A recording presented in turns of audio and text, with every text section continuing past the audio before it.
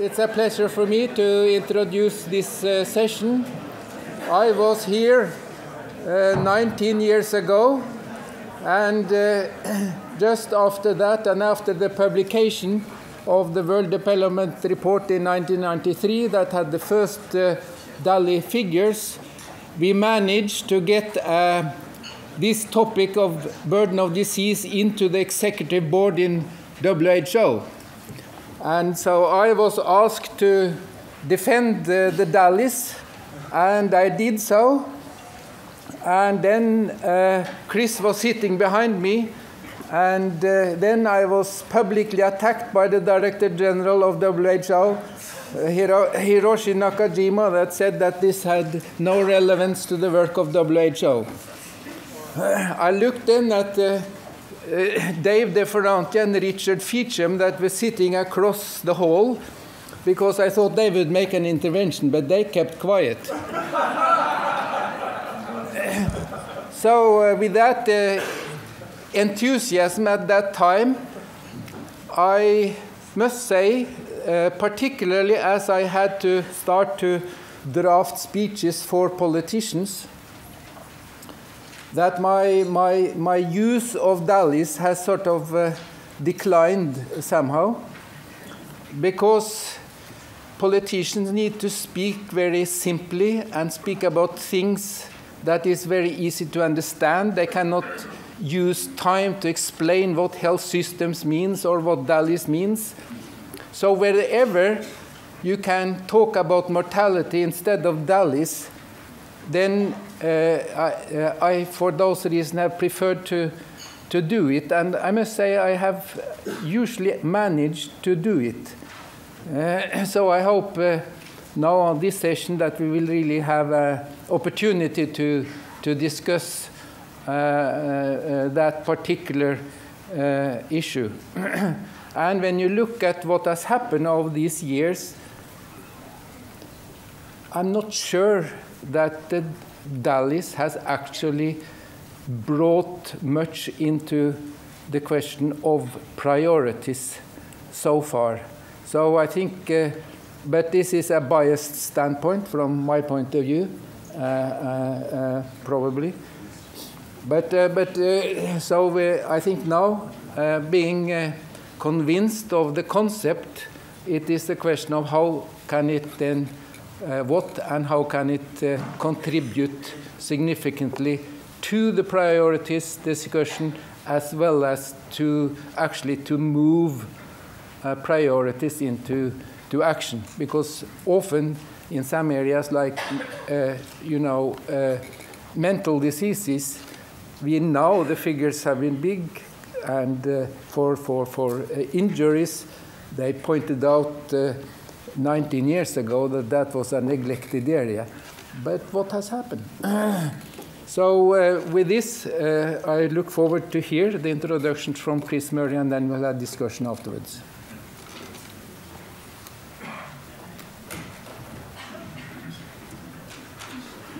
All right, thank you, Tori. And what I'd like to do in this presentation is bring together the themes that we heard about premature mortality, about causes of death, and about non-fatal outcomes into the comprehensive view of burden around the world. I just want to remind everybody that while I'm presenting, it is the work of a very large number of authors. So at the highest level, I'd like to identify 3 key drivers outside of Africa and a fourth observation for sub-Saharan Africa, before going into more cause-specific detail. The 3 key drivers can be thought of as the 3 Ds, namely the demographic transition, the disease transition, and the disability transition. So a little bit more on each. Alan spoke about the rising mean age of death in the world, and the drivers behind that, of course, are both fertility reduction and reductions in age-specific death rates that are higher at younger ages than at older ages. The net result of that demographic transition is that the fraction of the burden of disease shown on this figure from the DALI's paper has shifted noticeably from being in children to to a larger fraction being in adults aged 15 to 49, as also shifts you see in ages 50 to 69. There's still lots of burden left in children, as you can see, but there is a very substantial shift even at the global level. Now, another way, which is not in the papers, but a reflection of the richness of the global burden of disease database, is that we can look at the change in the percent of total burden due to non-communicable diseases from 1990 to 2010. And in a place, for example, if you look at Brazil, the fraction, the absolute change in percentage points shown on this map is nearly 20 percentage points increase in burden due to NCDs. So everywhere in red, and the darker red colors and browns, have seen substantial shifts towards NCDs, including, for example, in India, where there's been almost a 12 or 13 percentage point shift of the total burden towards NCDs. There hasn't been a shift in some places, and in fact, there's been a decline in South Africa, Lesotho, and Swaziland, as examples, Zimbabwe, where there's actually been a shift in the opposite direction because of very large HIV epidemics. But nevertheless, largely, we see around the world this big transition. The third D was the disability transition. And here's another way to see that, and that is to look at the fraction of total years of life lost, that's TALIes, that are due to years lived with disability, the chronic disability component in orange, and the fraction due to premature mortality in green. And I've got the 21 GBD regions lined up from demographically most advanced on the left to least advanced on the right. And on 1990, you can see that in the most advanced countries, there was perhaps 45% of the burden due to disability. And in sub-Saharan Africa, only 10% is due to disability. Go forward to 2010, and you can see in all regions, except due to the Haiti earthquake in the Caribbean, you've seen a rise in the fraction of burden due to chronic disability, such that in all the high-income regions, it's now over half, and particularly in Australasia, it's closer to 55% due to disability. So an important shift towards disabling conditions rather than conditions that cause premature mortality. The fourth big observation to frame what we're going to see is that the majority of the burden of disease, the majority of the burden of disease in sub-Saharan Africa is still actually fundamentally related to MDGs 4, 5, and 6. And so this figure in the Disability Adjusted Life Years paper shows the fraction of the burden in each region in 1990 in green due to MDG 4, 5, and 6 related conditions, and also in 2010. And in sub-Saharan Africa, it's still 65 to 70% of the burden. So the MDG agenda remains, despite progress in reducing child mortality, real progress on HIV and malaria, remains an MDG 4, 5, 6 agenda. Okay. So that's these broad drivers that help give us context about the more specific results. Now what I'm going to do is, where it says DV, is I'm going to use a dynamic visualization. So, just to remind me in case I get lost speaking. So here's a visual tool. It's online. Those of you who want to go to The Guardian or to our site, you can get a hold of these. And I'm going to try to give you a sense, and in fact answer Richard Pito's question about what would it look like if I only looked at premature mortality and then added on the disability component. So let's start with death. So here's the number of deaths by age. And you can see the large number of child deaths over here, 2 million in the first week of life, for example. Overall, about 7 million, as Alan mentioned. And the number of deaths that go up globally with each age group. These are divided into 21 broad cause groups. Notably, for death, you have cancer here and cardiovascular disease in the lighter blue colors. You also have things like chronic respiratory disease showing up as large causes of death in those age groups. So that's the death picture.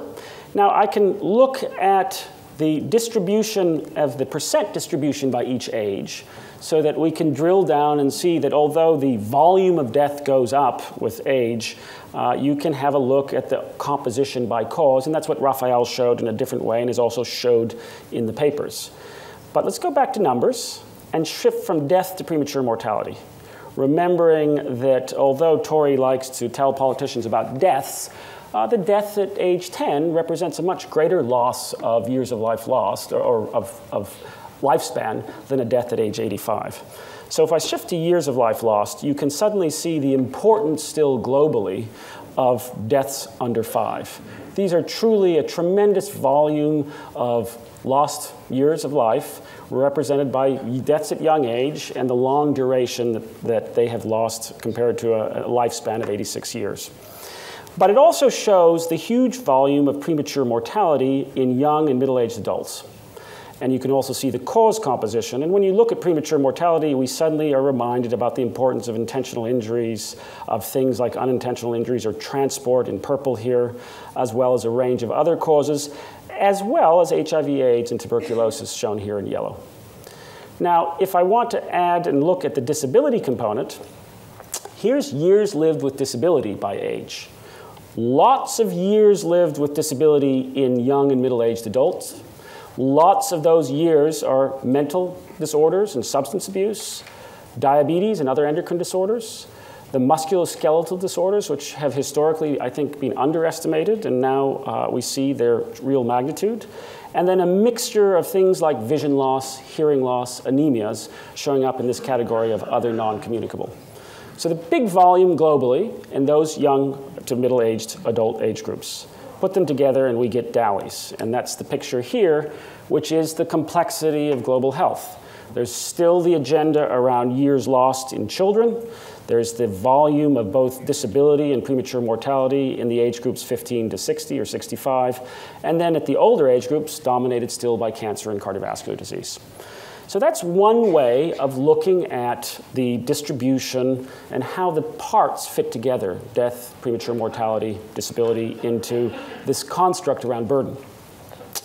Now, let's look in a little bit more detail, where we're going to look at specific causes now. So this is a dynamic version of the arrow diagrams that are in the papers. And specifically for Richard Pito, we developed this so that we could actually answer his question. So let's start with death.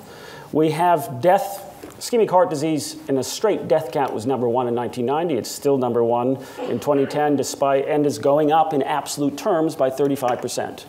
Same for stroke, it's number 2. COPD is number 3 in 2010. Pneumonia deaths, all ages, down about 20%. But you can see big changes. HIV/AIDS up enormously from the 35th cause of death in the world to the 6th cause. You see other important changes. Road injury increasing 47% in absolute terms. And you could go on down this list. Notice a number of cancers showing up here. Liver cancer, stomach cancer, colorectal cancer. But if we want to look at premature mortality, we just shift. And what we're going to see is the transformation of leading causes now going from things that kill 80-year-olds or 70-year-olds to things that give much more emphasis to children. And I think, years of life lost are more intuitive, at least to me, that represent the true loss so that we don't make a death at 85 and a death at age 5 equivalent. When you do that, you see that the red-colored communicable diseases are much more highly ranked. Diarrhea is number 4, malaria 5, HIV/AIDS 6, a number of neonatal conditions like preterm birth complications, neonatal encephalopathy, TB also in the prominent list of causes. You see the importance of road injury because it kills younger people on average than, for example, ischemic heart disease. You can see important increases in things like diabetes, also an increase in liver cancer globally, increases in chronic kidney disease that Raphael mentioned. Finally, when we put the disability part into this story, we get a transformation as well, where some disabling conditions, low back pain, for example, major depressive disorders, another example, neck pain, other musculoskeletal disorders, rise to the top. You also see some of the stories of global health success in this table. Look what's happened to measles. Due to funding for supplementary immunization activities, you can see that measles has dropped from the 16th cause of burden in the world to the 56th. These are sort of the successes of global health that we should celebrate. And you can see many of these if we drill down at a more local level. And just for those of you who will be playing with your iPhones or iPads in the audience, you can actually go and look at different regions here, as well as the global results. You can also look by age group. So if you want to know specifically what are the leading causes of burden in ages 1 to 4, well, it's easy enough to find out. Malaria, diarrhea, pneumonia, no surprise, protein energy, malnutrition. Okay, so that's the, what I wanted to show about leading causes of burden. I wanted to show you two other things, though, before I leave that topic. That is, there's lots of uncertainty, and the uncertainty across causes is not all the same. That should be obvious, but look at some of the most uncertain things. Typhoid and paratyphoid fevers. There's really very poor data on this. In fact, the only place in the world where we could find real data on the case fatality rate for typhoid and paratyphoid was Brazil. So we have to generalize the case fatality rate from Brazil to the rest of the world. That obviously comes with tremendous uncertainty. Same story for pertussis or whooping cough, where we really don't know the case fatality rate for pertussis in many different parts of the world or how it varies. Some things we know very well. And that leads to much narrower uncertainty intervals, at least in this sense of rank. Same story if we look at level. Now, I'm not going to talk too much about this, but I want to alert you to, in the papers, that we try very hard to provide you access with information so that you can look at the effects of growth in population, aging of population, and change in rates, and disentangle rates of change. And those are in a series of analyses that are in the papers, such that in a particular place or a particular cause, you can say, is the increase in road injury because of growth of population in young age groups, or is it because rates are going up or rates are going down? The high-level message there, which is sometimes difficult for people to grasp, is that although the volume of burden for NCDs is going up overall, 25% over 2 decades, the actual age-specific rates alone are showing progress and would have driven down NCDs by 20%. The reason they're going up is growth of population and aging. Those are the really driving factors for the NCD shift. Complicated, I know, but I think these counterfactual analyses are useful for those who want to drill down in that. We have another little DV here, so that means I'm going to go back to our little tools and play. So here, go back to my column chart. And now let's go back to death. But this time, I want to look across regions. So here's deaths across the 21 GBD regions. And guess what? There's a lot of deaths in South Asia. And there's a lot of deaths in East Asia. That's because, as Alan pointed out, there's a lot of people in South Asia and East Asia, but there's also reasonably, at least in South Asia, higher death rates than in some other places. So deaths are important from a sort of sense of where they are, but I think rates are probably more interesting. And if we look at the crude death rates now across region for both sexes, you can see some interesting patterns. You see the Haiti earthquake, the big red component for war and disaster in the Caribbean in 2010. You can see really high crude death rates in Eastern Europe because they have an older population and quite high mortality. And you can also see the cause composition in deaths that Alan spoke about in Raphael varying across place. Let's switch to years of life lost.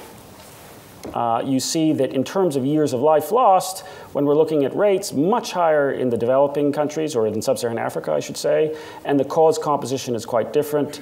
HIV/AIDS having, in the yellow bar here with TB, a huge effect in southern sub-Saharan Africa. Finally, when we put it all back together in terms of DALYs, you see the distribution of causes is more diverse. We're starting to see the importance of the mental disorders, substance abuse, musculoskeletal disorders, and it might be a little bit clearer if I switch to a 100% composition view, where what's interesting, I think, is that now, once you look at the totality of burden, cardiovascular disease and cancer are important, but they're nowhere near the dominant component that we saw when we looked just at causes of death by counting death numbers. So that's one way to look at regional variation. We have another way, which is, again, some people like, some people don't. And those are, it's very interesting. I've been trying these heat maps out on lots of people, and some people love heat maps and some people hate heat maps. But I'll try them on you anyway. So this also is online. You can go play with this yourself. This is a heat map where we have got the 21 regions across here, and we have the ability to look at the rank of each disease by region. So let's start over in Eastern Sub-Saharan Africa. So now I've ordered the causes by what's the most important in Eastern Sub-Saharan Africa. So HIV/AIDS is number 1, pneumonia number 2, malaria number 3, diarrhea 4, TB 5. But you can look across the row and see the diversity of ranks across regions. Some things like pneumonia are present everywhere. They're highly ranked in the top 10, as shown in red. And some causes like malaria are very region-specific. If we look at South Asia and look at how ranks differ there, interestingly, in South Asia, in terms of deaths, ischemic heart disease is number 1. Even if we go to years of life lost, it's going to be number 4.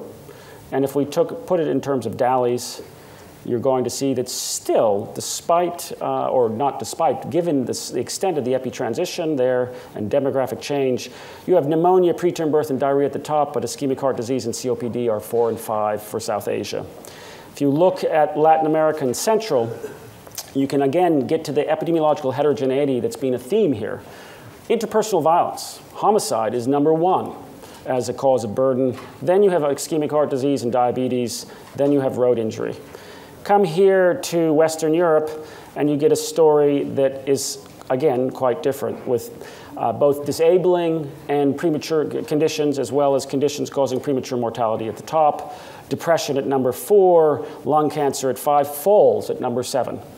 So I think the theme here is substantial variation across region, and there's ways for you to explore these pretty easily. However, there's also variation across country. And this is just a teaser, if you will, of what is to come. The underlying unit of analysis for the GBD is the country. And so we will make available eventually the same visual tools and the information and results at the country level so that both national planners and academics and citizens can explore the set of problems in their own country. Here's one way, super simple way, to see heterogeneity around the world. And that's just what's the number 1 cause of burden by country. Dark blue is ischemic heart disease. Very much the number 1 cause in parts of Latin America, North America, Central Europe, Eastern Europe. But you also have places like China and Indonesia where stroke is the number 1 cause. You have places like Venezuela, Colombia, where homicide or interpersonal violence is the number 1 cause. You have the HIV corridor, where HIV is the number 1 cause going from Kenya to South Africa. You have the malaria corridor from Mali to Madagascar, where malaria is the number 1 cause. And you have places like Saudi Arabia and Oman, where road traffic injuries is the number 1 cause. Huge diversity. It speaks to the importance of why local epidemiological assessment is critical for informing local priorities, because it's not the same everywhere. And the regional patterns don't capture everything that you need to know. So let me round out this presentation with just 3 glimpses of what we see as the future. And then Steve Lim and Majid Azati coming up are going to be talking about the risk factor component. And what I'm going to say about the future, I think, applies to the risks as well as the diseases. So our vision, and it's come up in the Q&A, is that given all the investment by 486 investigators in pulling this together, we shouldn't stop. We shouldn't wait and 5 years from now or 10 years from now start over, because the world is changing reasonably quickly in many places, and global health investments, we think, and national investments can have impact over a moderately short period of time. So what we would like to have is a continuously updated assessment of the burden of disease available for all diseases, injuries, and risks. As new evidence gets published, for example, when the GEMS study gets published early next year, we hope that will profoundly affect our understanding of diarrhea etiologies, and that should be rapidly incorporated into what is available to the world about the assessment of descriptive epidemiology. And as the scientific discourse about these results unfolds and new innovative ideas and ways to improve what's being done, those methodological innovations should also be captured. We also believe, given the types of policy reactions that we see, that the scope for burden of disease should be expanded. That in fact, as somebody asked, what about the forecasts? We will be producing forecasts. We hope they'll be available either next year or within 12 months. But that should be done on a regular basis and updated on a regular basis. But I think perhaps even more interesting is to also track by the same template of diseases and injuries, expenditure and service volume. Where are bed days? Where are clinic visits? Where's the money go? Because if you can line up the burden of disease where the resources are going, where health systems are putting their emphasis, you find some things that just don't make sense. And that will give us real ground for sort of zooming in on the mismatches that may exist between health systems and what populations are actually suffering from. I think the ultimate goal, which is perhaps far away, but the ultimate goal is to actually have a coherent, comprehensive view of not only what's happening to health, but whether what we're doing as in an organized, systemic way to deal with health problems, what's its actually impact? You know, if we're spending millions of dollars on managing cellulitis in the US, what do we get for it? Or if we're spending millions of dollars on antiretrovirals, what do we get for it? And in a forward-looking way, what are the opportunities to do better? And so I think that's the ultimate way of broadening the scope around burden to capture what I think we heard in the Q&A earlier, which is where are interventions available, where are policies and strategies where we could actually do something to change the burden of disease. So thank you very much for your attention. Please go and play with the visual tools when you have a chance. Thank you.